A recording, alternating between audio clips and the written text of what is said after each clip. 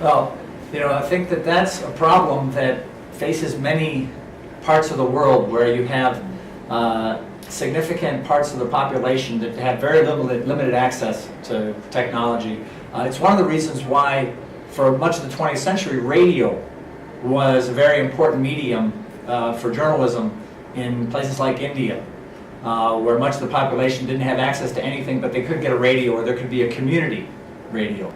So one of the questions is, what role can professional news organizations play in bringing their journalism in an electronic, digital form to a public that might not have access to some of these tools? There are some initiatives that come out of industry. So Facebook, for example, or Google, for example, both have initiatives to try to bring free, high-speed wireless internet to remote parts of the world where they don't have the infrastructure terrestrially to give people access. So that may be part of the solution. But I think also there needs to be public initiatives in places to give citizens inexpensive or free access. A part of the problem is the devices. How do the public get the devices? And what role can journalism organizations play in bringing those devices? Now, part of the problem in the US is that news media have seen their business models kind of fall apart as they go into digital. So one thing I think that journalism can and should do is, if you have a society, if it's, and let's say democracy. Now, democracy is necessarily the same everywhere, and many societies don't really have democracy, but let's just say, if we talk about that case, the case of democracy, journalism is vital to the democratic process. You could say that, and this has sort of been the historical argument, that the journalism is the fourth estate, the fourth branch of government. And now the public, there's research comes out of Oxford, Bill Dutton, that the public is the fifth estate, all right, in this process.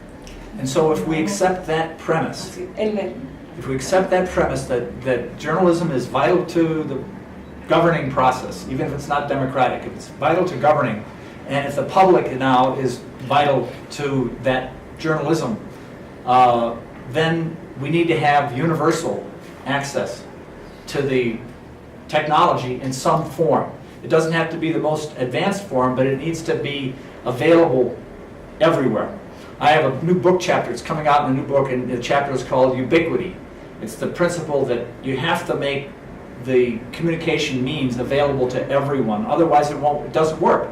If 50% of the population doesn't have access, then the governing process can't work, because it has to include everyone. So journalism has to argue for that. That's my point, is that maybe we don't have the money to buy everybody the device, but journalism in its editorial position needs to advance this principle that we need to have universal access. Otherwise, we have a big problem where the democratic process becomes very stratified. You have an elite that participates, that has access, and then you have another part of the population, it may vary in size, but it's significant, that really is excluded. And there's an area of journalism that's growing now. They call it social justice reporting. And I think this is a very important area of journalism, because it addresses every topic, whether it's medicine, science, education, the environment. How does it apply? If we look at it through this lens of social justice, that everyone should have access, how do we see all these different questions through that lens?